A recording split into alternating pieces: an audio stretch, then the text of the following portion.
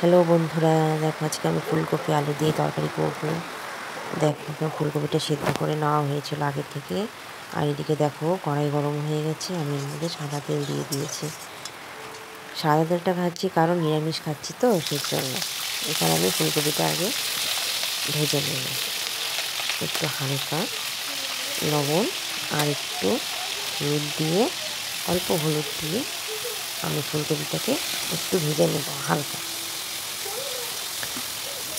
তোমরা সবাই কেমন আছো? আশা করি সবাই ভালোই আছো।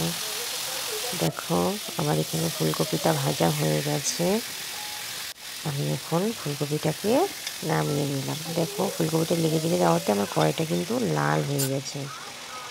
তার মধ্যে আমি এখানে এখন দিয়ে দিব শুকনো লঙ্কা, তেজপাতা, কয়েকটা সাদা জিরে আর দারচিনি দিয়ে কেটে রেখেছিলাম যে আলুগুলো দিয়ে একটু লবণ আর একটু হলুদ দিয়ে আলুটাকে আমি ভেজে নেব। আগে ভেজে নেওয়া হয়ে একটু হালকা ভাজা হয়ে গেছে। তার মধ্যে আমি এখন দিয়ে দিলাম টমেটো কুচিটা। এটার সঙ্গে আর একটু ভাজা ভাজা করে নেব।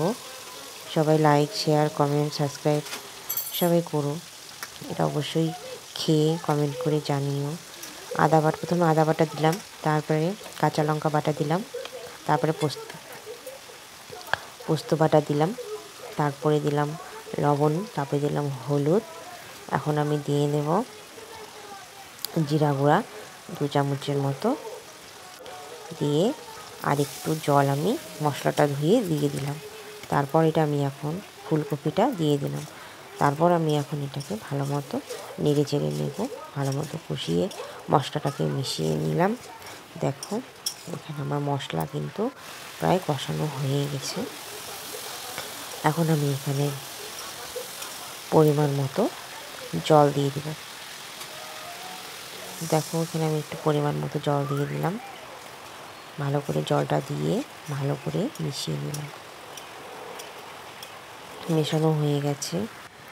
দেখো এখানে টকবক কিন্তু উঠে গেছে, আর প্রায় আমার সুন্দর আলুগুলো সেদ্ধ হয়ে গেছে। দেখো আমি একটা একটা করে কয়েকটা আলু ভেঙে দিলাম এইভাবে। দেখো আমার এখানে হয়ে গেছে। আমি তার মধ্যে ছড়িয়ে দিলাম একটু গরম মশলার গুঁড়ো, আর আমি এখানে দিয়ে দিলাম 1 চামচের মতো ঘি। দেখো আমার এখানে ঝোলটা আমি একটু পাতলা টাইপেরই করলাম, তোমরা অবশ্যই খেয়ে দেখো, কিন্তু সেই টেস্ট হয়েছে। দেখো তার মধ্যে আমি এখানে দিয়ে দেব ধনেপাতা কুচি দিয়ে, বাস আমার রেডি ফুলকপি আলুর রসা, একদম রেডি। তোমরা অবশ্যই কমেন্ট করে জানিও কিন্তু। দেখো